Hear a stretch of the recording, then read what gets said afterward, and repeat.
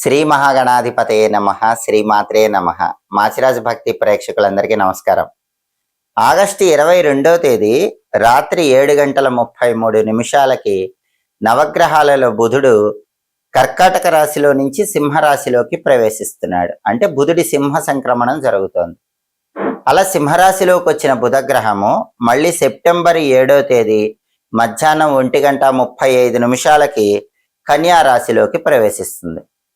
అంటే ఆగస్టు 22వ తేదీ నుంచి సెప్టెంబర్ 7వ తేదీ మధ్యాహ్నం 1:34 వరకు నవగ్రహాలలో బుధుడు సింహరాశిలోనే ఉంటాడు. బుధుడి సింహ సంక్రమణం అనేది 12 రాశులకి ప్రత్యేకమైన ఫలితాలు ఇస్తుంది. కొన్ని రాశులకు అనుకూల ఫలితాలు ఇస్తుంది, కొన్ని రాశులకు వ్యతిరేక ఫలితాలు ఇస్తుంది. అయితే నవగ్రహాలలో బుధుడు వేటికి కారకత్వం వహిస్తాడు అనే విషయాన్ని పరిశీలిస్తే జ్యోతిష శాస్త్రంలో ప్రతి గ్రహానికి కూడా కొన్ని కారకత్వాలు చెప్పడం జరిగింది. బుధుడు విద్యాకారకుడు. ఎవరైనా విద్యార్థులు విద్యారంగంలో రాణించాలంటే, పోటీ పరీక్షల్లో అత్యున్నత స్థాయిలో రాణించాలంటే, కావలసిన కాలేజీల్లో స్కూళ్లలో సీట్లు లభించాలంటే బుధుడి అనుగ్రహం కావాలి. అలాగే బుధుడు ఉద్యోగ కారకుడు. ఎంత చదివినా ఉద్యోగం రాని వాళ్ళు చదువుకు తగిన ఉద్యోగం, అర్హతకు తగిన ఉద్యోగం లభించాలంటే బుధుడి అనుగ్రహం ఉండాలి. అదేవిధంగా బుధుడు వ్యాపార కారకుడు. వ్యాపారం బాగా సాగాలంటే, లాభాలు రావాలంటే, 3 పువ్వుల 6 కాయలుగా వ్యాపారం విరాజిల్లాలంటే, భాగస్వామ్య వ్యాపారాలు విజయవంతం చేసుకోవాలంటే బుధుడి అనుగ్రహం కావాలి. అంటే జ్యోతిష శాస్త్రపరంగా విద్య, ఉద్యోగ, వ్యాపార రంగాలకు, ఆ రంగాలలో అభివృద్ధికి లేదా ఆ రంగాలలో సమస్యలకు బుధుడు కారకత్వం వహిస్తాడు. అలాగే జ్ఞానం ఉండగానే సరిపోదు, జ్ఞానాన్ని వినియోగించే తెలివితేటలు కూడా ఉండాలి. కాబట్టి జ్ఞానాన్ని సరైన రీతిలో వినియోగించే తెలివితేటలను కూడా బుధుడు కలిగింపజేస్తాడు. వాక్చాతుర్యాన్ని కూడా బుధుడు కలిగింపజేస్తాడు. వీటన్నిటికీ ప్రాతినిధ్యం వహిస్తాడు. అలాగే మెడికల్ ఆస్ట్రాలజీ పరంగా బుధుడు కొన్ని ప్రత్యేకమైనటువంటి ఆరోగ్య సమస్యలకు కూడా కారకత్వం వహిస్తాడు. బుధుడు బాగుంటే ఆరోగ్యపరంగా అనుకూలత ఉంటుంది, బుధుడు బాగుండకపోతే ఆరోగ్యపరంగా వ్యతిరేకత ఉంటుంది. మానవ శరీరంలో గుండె, ఊపిరితిత్తులు, కేంద్ర నాడీ మండలము, ముక్కు, బొడ్డు, వెన్నెముక వీటన్నిటి మీద బుధుడి ప్రాధాన్యత ఉంటుంది. కాబట్టి మెడికల్ ఆస్ట్రాలజీ లేదా ఫండమెంటల్ ఆస్ట్రాలజీ ఏది తీసుకున్నా సరే వీటన్నిటికీ బుధుడు కారకత్వం వహిస్తాడు. అలాంటి బుధుడు కర్కాటక రాశిలో నుంచి సింహరాశిలోకి మారుతున్నాడు. బుధుడి సింహ సంక్రమణం జరుగుతోంది. ఈ బుధుడి సింహ సంక్రమణము 12 రాశులలో ఏ రాశుల వారికి అనుకూల ఫలితాలు ఇస్తుందో, ఏ రాశుల వారికి వ్యతిరేక ఫలితాలు ఇస్తుందో, అనుకూల ఫలితాలు వచ్చే రాశుల వాళ్ళు అనుకూల ఫలితాలు పెంచుకోవటానికి, వ్యతిరేక ఫలితాలు వచ్చే రాశుల వాళ్ళు వ్యతిరేక ఫలితాలు తగ్గింపజేసుకోవటానికి బుధుడికి సంబంధించి ఎలాంటి శక్తివంతమైన పరిహారాలు చేసుకోవాలో ఈ వీడియోలో మనం తెలుసుకుందాం. కన్యారాశి.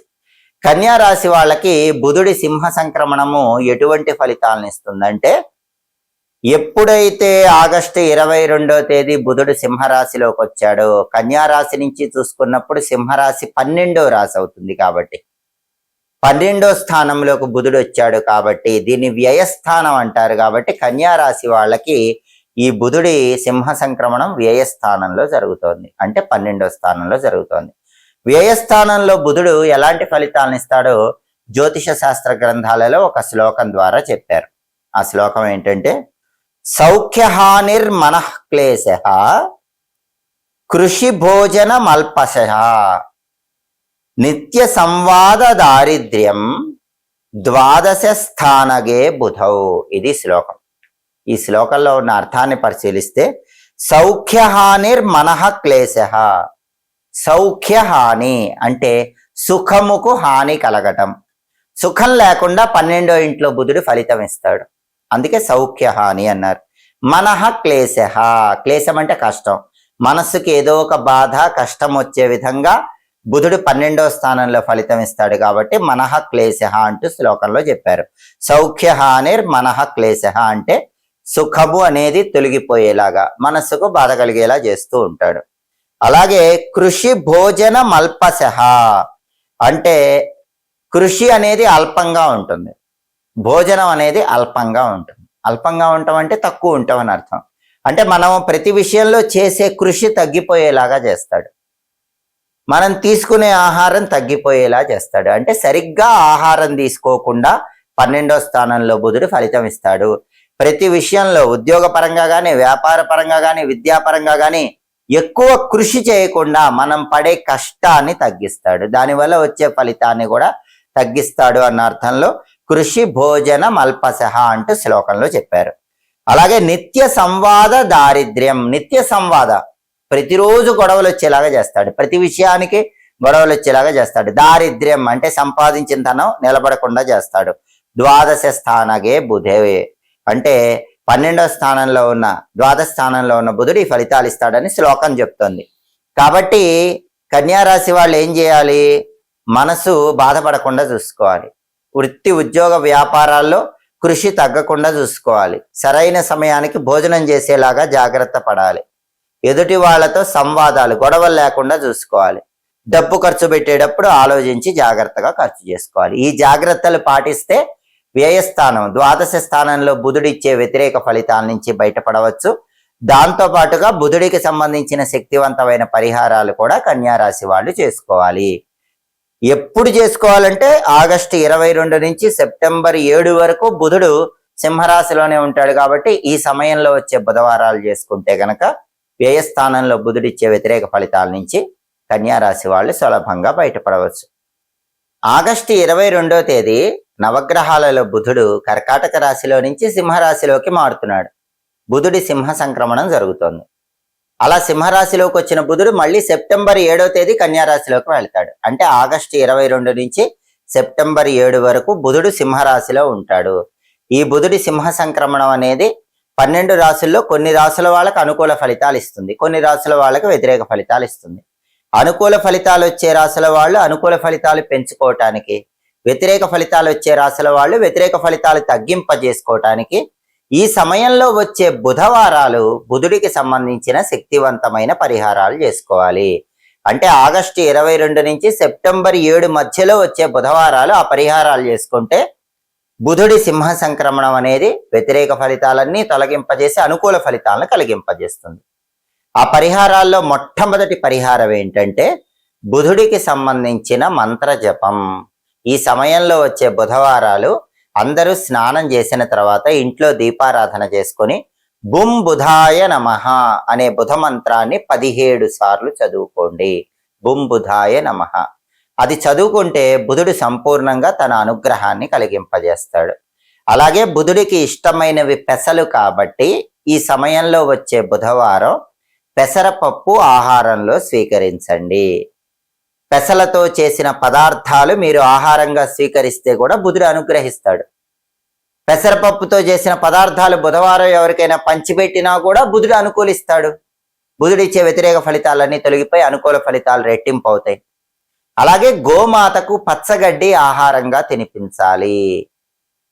అలా పచ్చగడ్డి ఆహారం తినిపిస్తే కూడా గోమాతకు బుధుడు తొందరగా యోగాన్ని ఇస్తాడు, వ్యతిరేక ఫలితాలు పోగొడతాడు. అలాగే తులసి కోట దగ్గర దీపం పెట్టి తులసి కోటకు ప్రదక్షిణలు చేయటం, తులసి మాతను పూజించడం ద్వారా బుధుడు తొందరగా అనుగ్రహిస్తాడని జ్యోతిష శాస్త్ర గ్రంథాల్లో చెప్పారు. కాబట్టి సెప్టెంబర్ 7వ తేదీ వరకు ఆగస్టు 22 నుంచి సెప్టెంబర్ 7 మధ్యలో వచ్చే బుధవారాలు సాయంకాలం పూట ఏ రాశి వాళ్ళైనా ద్వాదశ రాశుల వాళ్ళు తులసి కోట దగ్గర ఆవు నెయ్యి దీపం పెట్టుకోండి, తులసి కోటకు ప్రదక్షిణలు చేసుకోండి, తులసి కోట దగ్గర నమస్కారం చేసుకుని ఓం బృందావని అయి నమః అనే మంత్రాన్ని కనీసం 21 సార్లు లేదా కనీసం 11 సార్లు చదువుకోండి. దానివల్ల కూడా బుధుడు తొందరగా తన అనుగ్రహాన్ని కలిగింపజేస్తాడు. ఇంకా వీలైతే ఈ సమయంలో వచ్చే బుధవారం ఉపవాసం ఉండండి. బుధవారం ఉపవాసం ఉండి రాత్రికి పెసలతో చేసిన పదార్థం తినండి. ఈ ఉపవాసం వల్ల కూడా బుధుడు తన అనుగ్రహాన్ని కలిగింపజేస్తాడు. బుధుడికి అధిష్టాన దైవం గణపతి కాబట్టి మీకు వీలైతే మాత్రం ఆగస్టు 22 నుంచి సెప్టెంబర్ 7 మధ్యలో వచ్చే బుధవారాలు గణపతి ఆలయానికి వెళ్ళి దర్శనం చేసుకోండి. గణపతికి గరిక ఎర్రపూలతో అర్చన చేయించుకోండి. గణపతి ఆలయంలో కొబ్బరి నూనె దీపం పెట్టండి. గణపతి ఆలయంలో ప్రదక్షిణలు ఒక 5 చేసిరండి. ఇలా చేస్తే అద్భుతంగా బుధుడికి అధిష్టాన దైవం గణపతి కాబట్టి బుధుడు వ్యతిరేక ఫలితాలన్నీ పోగొడతాడు, అనుకూల ఫలితాలు వచ్చేలాగా చేస్తాడు, అనుకూల ఫలితాలు రెట్టింపు కూడా చేస్తాడు. అలాగే గణపతి మంత్రం చదువుకున్నా కూడా అద్భుత ఫలితాలు కలుగుతాయి. గణపతికి సంబంధించిన శక్తివంతమైన మంత్రం షడక్షర మంత్రం వక్రతుండాయ హుం. ఈ వక్రతుండాయ హుం అనే మంత్రాన్ని ఈ సమయంలో అంటే ఆగస్టు 22 నుంచి సెప్టెంబర్ 7 మధ్యలో వచ్చే బుధవారాలు కనీసం ఒక 21 సార్లు ఇంట్లో దీపం పెట్టాక చదువుకోండి. అలా చేసినా కూడా బుధుడు వ్యతిరేక ఫలితాలు పోగొట్టి అనుకూల ఫలితాలు ఇస్తాడు. కాబట్టి 12 రాసుల్లో అనుకూల ఫలితాలు వచ్చే రాసుల వాళ్ళు ఆ ఫలితాలు రెట్టింపు చేసుకోవటానికి, వ్యతిరేక ఫలితాలు వచ్చే రాసుల వాళ్ళు ఆ వ్యతిరేక ఫలితాలు తగ్గింపజేసుకోవటానికి, బుధుడి అనుగ్రహం పొందటానికి ఈ పరిహారాలు చేసుకోండి. సమస్త శుభ ఫలితాలను సిద్ధింపజేసుకోండి. ఎప్పటికప్పుడు ఖగోళంలో గ్రహాల సంచారాన్ని బట్టి రాశి ఫలితాలు ఎలా ఉంటాయో తెలుసుకోవాలనుకుంటున్నారా? గ్రహాల సంచారం బట్టి వచ్చే ఫలితాలు అనుకూలించాలంటే పాటించాల్సిన పరిహారాలు తెలుసుకోవాలనుకుంటున్నారా? అయితే మాచిరాజు భక్తి ఛానల్ తప్పకుండా చూడండి. మా వీడియోస్ మీకు నచ్చినట్లయితే మా ఛానల్ లైక్ చేయండి, కామెంట్ చేయండి. మా ఛానల్ వీడియోస్ 10 మంది మిత్రులకు షేర్ చేయండి. మా ఛానల్ సబ్స్క్రైబ్ చేసుకోండి. పక్కనున్న బెల్ సింబల్ నొక్కటం మాత్రం మర్చిపోకండి. సర్వే జనాః సుఖినో భవంతు. స్వస్తి.